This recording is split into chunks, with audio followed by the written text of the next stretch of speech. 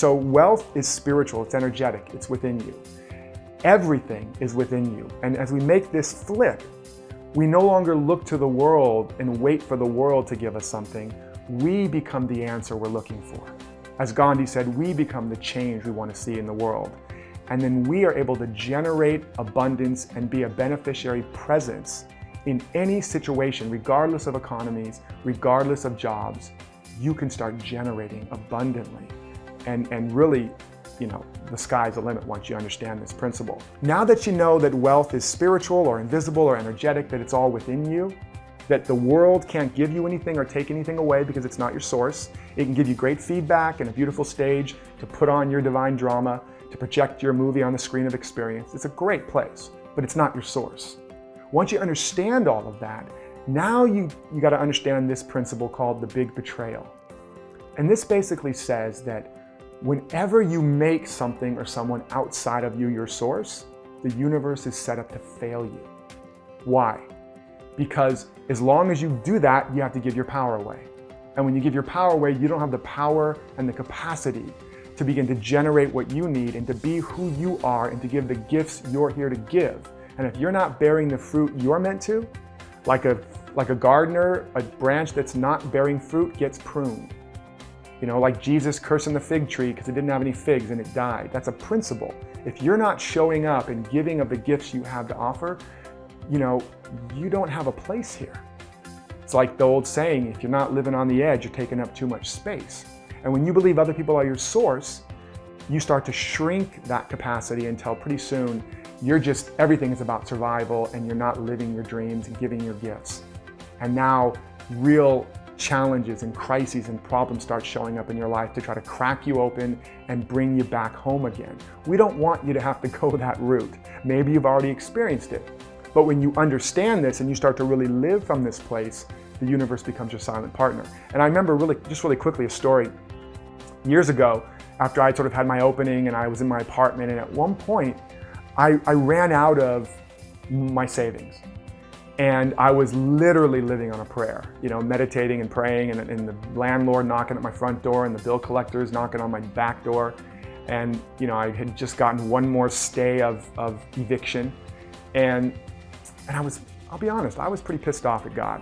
I was like, how did all the work I've done again get me here, sitting in my faux leather chair in lotus position, barely able to pay for my 19-cent boxes of macaroni and cheese? Like, what gives here? I was like Gary Sinise in Forrest Gump. I had my Gary Sinise moment. I sat down one night and I said, okay, God, I don't know if this is true or not, but one way or the other, I'm going to find out, because I'm not getting up out of this chair until I know. They're going to have to pry my cold, lifeless hands from this faux leather chair, because I'm not moving until I know the truth.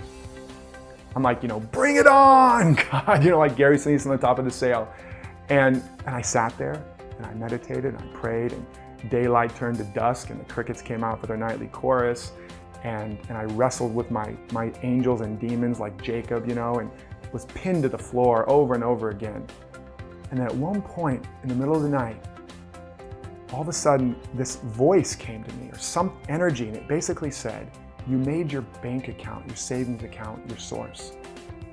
And whenever you make anything outside of me, your source, the universe is set up to betray you. And it was like literally, it's like basically like, thou shalt have no other gods before me, and I half expected to turn around and see Moses standing there, looking a lot like Charlton Heston, holding a big tablet. It was that real.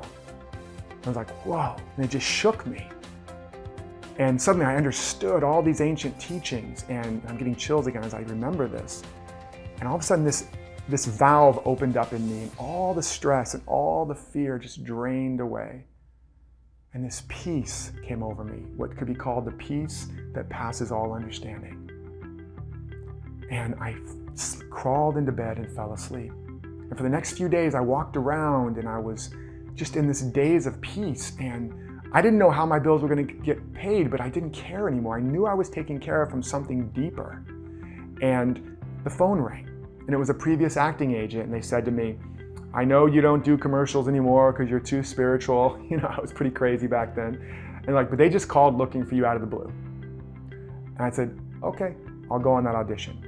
I booked it. 2 days work turned into enough money to pay a year's worth of bills, more than I'd made in a year in a long time. And I was taken care of. Now, here's a couple things that are so important. It's going to even pay off in the later videos when I talk about infinite organizing power.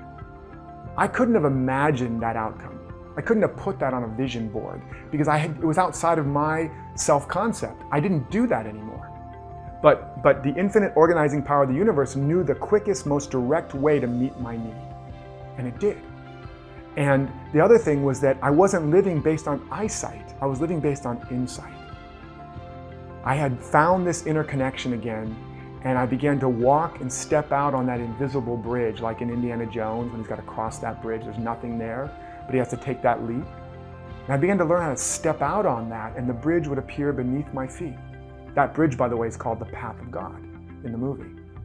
And I began to see as my life began to emerge and blossom and abundantly fulfill my needs from within.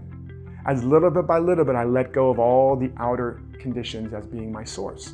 So when you understand this big betrayal principle and you put it into your favor, it's a whole new ballgame. Okay, so just take a deep breath now. And again, let the energy drop down from your head into your heart. I've just really downloaded a lot here. It's very, very important. But I want to jump into one final piece in this video, and that is that even when you understand these foundational principles, the real nature of wealth, the real source of wealth, that it's all within you, that even when you've got all that, which is super important and a very necessary shift, if you don't understand what I'm about to talk about, which is the 5 hypnotic wealth spells, you're still going to experience limitations where there are none. Like that example I gave in the beginning with the fish, or like if the person's been hypnotized that they can't lift up their arm, they can't. Or that there's snakes surrounding them, they're gonna huddle in the corner afraid if they're afraid of snakes. You know, so, and it's as real as anything.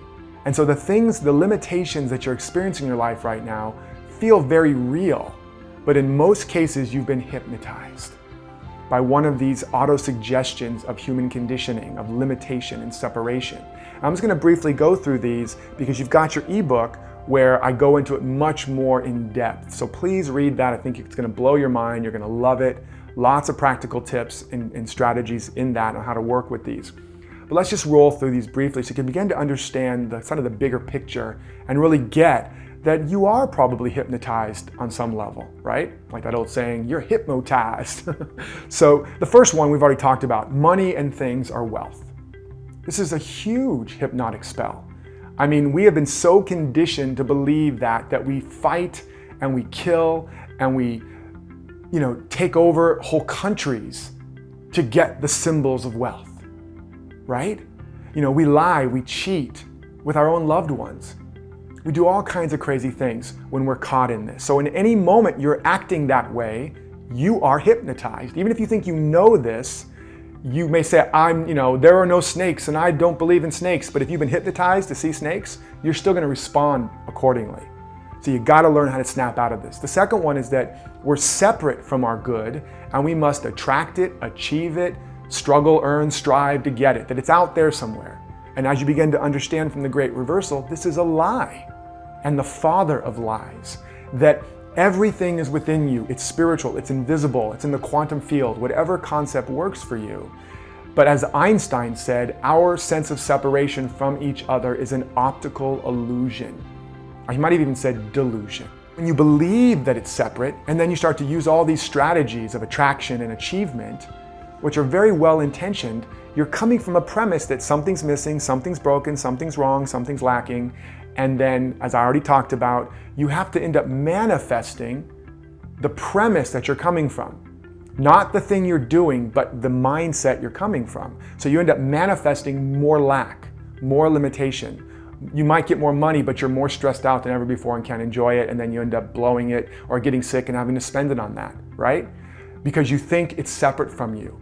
When you're in this spell, that's what happens. The next one is you must believe it to receive it. This is a big one that stops so many people from going for it. Because like, well, I don't really feel like I'm confident enough to charge what I'm worth, or I gotta keep working on myself until there's no more fear, until I'm totally confident. No. It's okay to do that. But you've been hypnotized, when you understand that it's already here, that you've already got it, and that whatever's missing is what you're not giving, whatever you're waiting for, you're waiting with and weighing down, then you start to act like the confident person and you activate confidence. You start to act like the wealthy, abundant person. As Deepak Chopra once said, adopt a life of luxury. Don't go crazy, but little bit by little bit, and you start to activate those qualities and capacities within you. You don't have to wait to believe it. Now, I remember one time I proved this the first time for myself. I've been wanting to raise my rates, and I was a writer, and I remember I'd stopped doing a particular kind of consultation because it was a lower cost thing, but then I was doing this work and I just knew that there was a bigger opportunity for me, and I was working within myself to feel that and to be in the right frame of mind. And I saw this opportunity, and I decided to take this consultation, and it turned out at the end he wanted to offer me a much bigger writing job. And at the end he said, how much do you charge? How much will it cost to do this? And inside I was like, oh my God, this is the moment, this is my chance. But I was so scared, I was so nervous, I did not feel confident. And my inner dialogue was like, oh, you can't ask for what you really want. You just haven't reached that level in consciousness yet. You don't really believe it. You're gonna blow it, you're gonna blow it, you're gonna blow it. And before I knew it, I was like, I blurted out the price, and it was like the market level price that I'd wanted to charge. And then I blurted it out, and he looked at me, and he kind of looked down at the paper, and of course it was like everything slowed down, and it was like, eternity. And inside I'm like, oh, damn it. You blew it, you blew it. You totally blew it, man. Why'd you have to go and do that? Why'd you have to say that, right? You ever felt that way? But outside I was like, very calm, very composed. And he looks back up at me, looks down again, looks up and says, okay. And he reaches out his hand, shakes it and says, we'll have them cut you a check on Monday or Friday. And inside I'm like, oh my God. And outside I'm like, thank you very much, sir. It's very good to do business with you. I'm very calm and casual, and I walked very casually to the door, see you later, got in my car, waved goodbye, drove very casually, got about a block away, and you can guess what I did. I screamed like a teenage girl at a rock concert. I was like, oh my God, I can't believe it. How did that happen? And as I began to drive home and spend all the money on all the things I wanted to get in my mind, I began to dawn on me, wait a second, I wasn't all confident and puffed up and sure of myself. Yeah, I had the intention and I'd been doing some work on it, but I was scared, I was nervous. But I asked. Ask and you shall receive. Now, it doesn't always happen.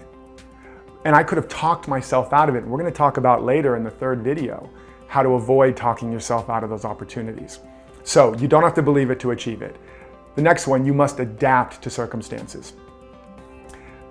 This is one of the worst ideas. Now, there's some flexibility and adaptation from an evolutionary perspective, but when you're merely adapting, you actually are shrinking yourself to fit circumstances. That's what it is, right?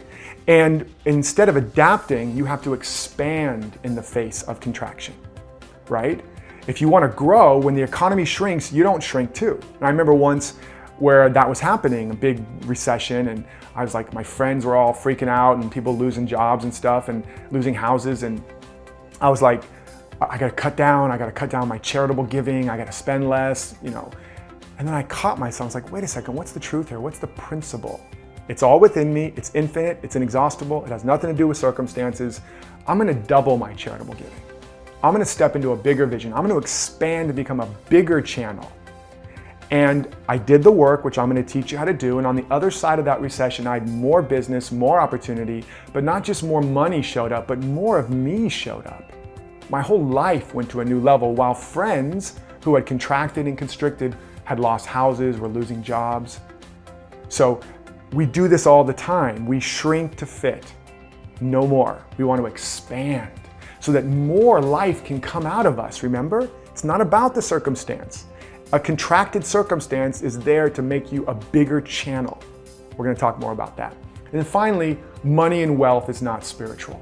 And this is such a terrible belief that has hobbled so many good-hearted, spiritually minded people because there's so much baggage. The love of money is the root of all evil, which hopefully you understand now is completely been misunderstood and misinterpreted.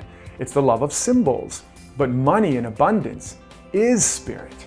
It is the very substance of all of creation. And it can show up as dollars and stocks and cabbages and kings. It can show up as houses and cars and beautiful opportunities as you get it flowing, which we're going to talk about. So this is one of the biggest false ideas that we're going to begin to eradicate through this process, that you are freed up to know that the more abundant you are, the more you have to give and serve and fund the bigger vision.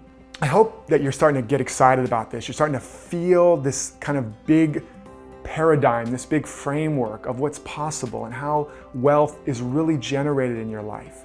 Now, once you know what wealth is and where it is, the next obvious question is, how do you get it out? How do you start that flow?